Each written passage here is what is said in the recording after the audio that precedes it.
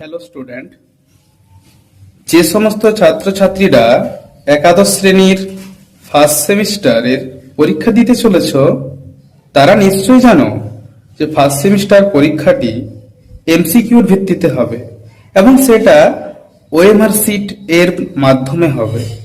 কিন্তু আমরা কিভাবে ওএমআর শিট ফিল আপ করবো সেটা আগে জানা দরকার।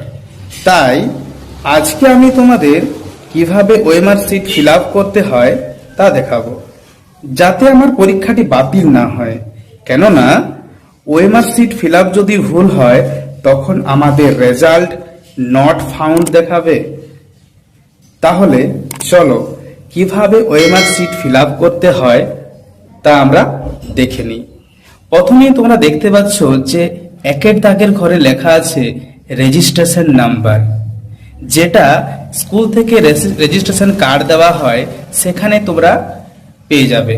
প্রথমের ঘরে দেখো যে রেজিস্ট্রেশন ডিজিট নাম্বারগুলো আছে, প্রত্যেকটা নাম্বার আমাদেরকে এই ঘরগুলো লিখতে হবে।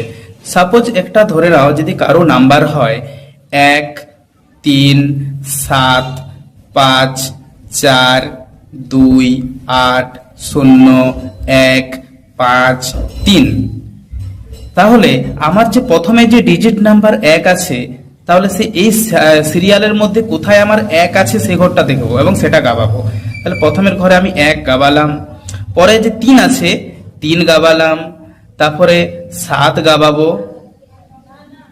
তারপরে 5-এর ঘরে গাবাতে হবে, তারপরে 4-এর ঘরে গাবাতে হবে, তারপরে 2-এর আছে 2 ঘরে গাবাতে হবে, তারপরে 8 আছে 8-এর ঘরে গাবাতে হবে, 0 আছে 0 একেবারে শেষে 0 গাবাতে হবে, তারপরে 1 আছে 1-এর ঘর গাবাতে হবে, 5 আছে 5-এর ঘরে গাবাতে হবে, 3 আছে 3-এর ঘরে গাবাতে হবে।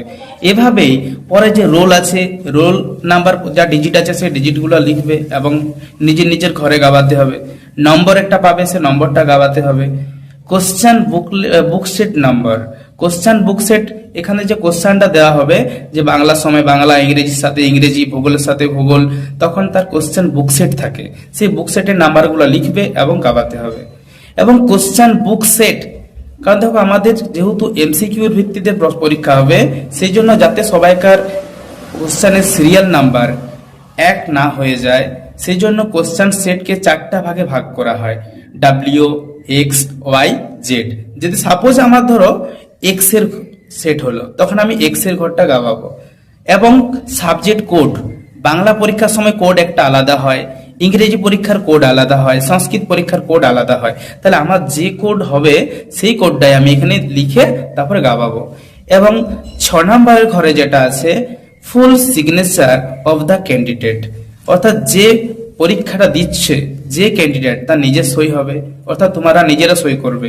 এবং 7-এর ঘরে যেটা আছে দেখো ফুল সিগনেচার অফ দ্য ইনভ্যালিডেটর, তাহলে যিনি পরীক্ষাটা নেবেন তিনি এখানে সই করবেন। এবং সেন্টার কোড, অর্থাৎ তুমি কোন সেন্টারে পরীক্ষা দিচ্ছ সে প্রতিটা সেন্টারের একটা করে কোড থাকে, সেই কোড দেবে। এবং সাবজেক্ট, 9 দাগে আছে সাবজেক্ট, যে সাবজেক্ট আজকে ইতিহাস পরীক্ষা না, ভূগোল পরীক্ষা না, বাংলা পরীক্ষা, সেই সাবজেক্টটা লিখবে। এবং প্রতিটা অ্যান্সার শিট, 10 নাম্বার আছে অ্যান্সার শিট, তোমার যেগুলো উত্তর হবে সেই উত্তরগুলো একের পর এক লিখবে। সাপোজ 1-এর দাগের যদি উত্তর হয় বি, তুমি বি এর ঘর গাবাবে। 2-এর প্রশ্নের উত্তর হয় যদি সি, তাহলে সি গাবাবে। 3-এর উত্তর যদি এ হয় এ গাবাবে। কিন্তু যদি আমি 3-এর দাগের উত্তর আমার এ করে দেওয়ার পর মনে হলো বি এর দাগের উত্তর হতো, আমি এটা ভুল করে ফেলেছি, তখন আমি এটা কেটে দিয়ে যদি বি এর দাগের উত্তরটা করে দিই তখন সেটা চলবে না। যে কোনো আমি একবার চান্স পাবো, শুধুমাত্র আমাকে একটা ঘরেই গাবাতে হবে। সেই জন্য এদিকে খেয়াল রাখতে হবে যাতে আমার কোনো ভুল না হয়। ঠিক আছে, বুঝতে পেরেছো সবাই? এরপর যদি এরকম আরো কোনো ভালো ক্লাস পেতে চাও তাহলে আমার চ্যানেলটাকে অবশ্যই সাবস্ক্রাইব করে রাখবে এবং বন্ধুদের মধ্যে শেয়ার করে দাও, যাতে তারাও এটা জানতে পারে যে কিভাবে ওএমআর শিট ফিল আপ করতে হবে। তাহলে আজকের মতো এটাই, পরে আবার নতুন ক্লাস নিয়ে তোমাদের সাথে হাজির হব।